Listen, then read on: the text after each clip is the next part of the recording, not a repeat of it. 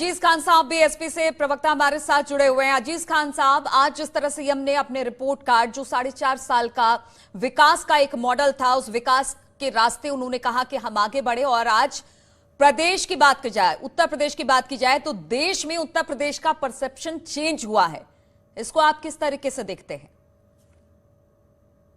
देखिए नीलू जी, आज प्रदेश की जो नजरें थी वो माननीय योगी जी पर थी कि 4.5 साल का जो कार्यकाल बीता है उसकी उपलब्धियां बताना चाह रहे थे जी, और नाकामियों को। लेकिन मुझे अफसोस है कि जो बीजेपी का चाल चरित्र और चेहरा है झूठ बोलने का, आज जो सीधा सीधा और साफ साफ दिखा।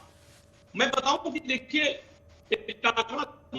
बड़ा विज्ञापन निकाला गया सब बड़े बड़े अखबारों में कि बेरोजगारी दर जो है वो घट करके 4.1% हो गया। देखिए अखबारों में आया हुआ है।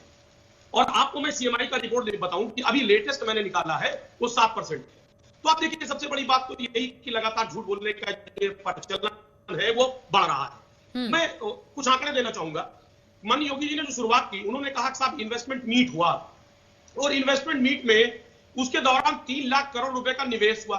उन्होंने ये नहीं बताया कि वो निवेश कहां कहां हुआ।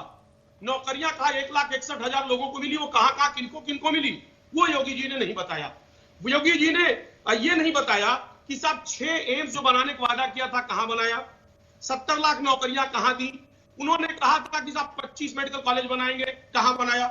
उन्होंने कहा था हर जिले में एक इंजीनियरिंग कॉलेज होगा, ये नहीं बताया कि बनाया कि नहीं बनाया। उन्होंने कहा था 10 अंतरराष्ट्रीय स्तर का यूनिवर्सिटी बनाएंगे, वो नहीं बताया। मैं बताना चाहता हूं, सब किसानों पे बात की, कहा साहब बहुत भुगतान कर दिया, 1,41,000। ठीक है, इन आंकड़ों पर भी आएंगे। अजीज खान साहब, जिस तरह से आज सीएम योगी ने कहा कि हमने अगर बुलडोजर चलवाया है तो माफियाओं को उत्तर प्रदेश से बाहर भी किया है, उनको सजा भी दिलवाई है, वो सलाखों के पीछे हैं।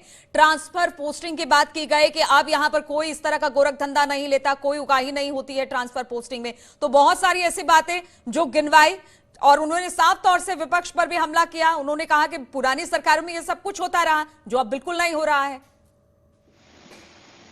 देखिए नीलू जी, 2-3 बातें इनके प्रवक्ता ने बताई। इन्होंने कहा साहब बिजली कनेक्शन बहुत दिया।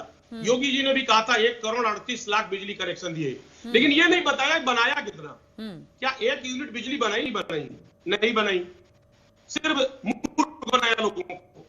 दूसरी बात, का मेडिकल के फील्ड में बहुत काम किया। मैंने पहले भी पूछा था, 25 मेडिकल कॉलेज बनाने का वायदा किया था, कुछ नहीं किया। इन्होंने कहा था विश्वविद्यालय बनाया, कहां बनाया।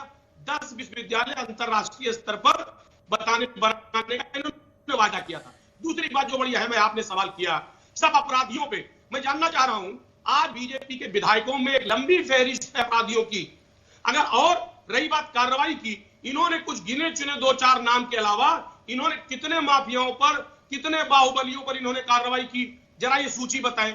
दूसरी बात, मैं चैलेंज करता हूं आपके टेलीविजन पे, इनके प्रवक्ता इस बात को एडमिट करें कि टॉप 50 माफियाओं की सूची जारी करें। माननीय योगी जी, मैं दावा करता हूं कि टॉप 45। लेकिन अजीज साहब, बुलडोजर की बात बिल्कुल, अरे कार्रवाई नहीं हुई तो फिर बुलडोजर की बात अखिलेश यादव क्यों कह रहे हैं? उन्होंने कहा कि बीजेपी को अपना चुनावी चिन्ह बुलडोजर रख लेना चाहिए। नीलू जी, निर्दोषों के ऊपर बुलडोजर चलवा रहे हैं, नक्शा नहीं पास है। मुख्तार अतीक ये सब क्या निर्दोष है? मुख्तार अतीक क्या ये निर्दोष है? अजीज जी, मेरी बात देखिए, मैं एक बात बताऊं, कौन दोषी है कौन निर्दोष है, इस बात को तय करें आप। कुछ गिने चुने 2-3 माफियाओं के अलावा जरा ये बताएं, अब तक इन्होंने 4.5 साल में कितने लोगों की कार्रवाई की। मुख्तार और अतीक के अलावा ये तीसरा नाम बतावें, चौथा नाम बतावें, 5वां नाम बतावें। ठीक है, वो खत्म हो रहा है, चूंकि समय खत्म हो रहा है। अजीज साहब, एक बहुत छोटा सा बस जवाब दे दीजिए कि किस तरह से अपनी पार्टी को प्रेजेंट 2022 में करेंगे, क्योंकि आप 4.5 साल के कार्यकाल के विकास के फॉर्मूले को सीएम योगी ने रख दिया है।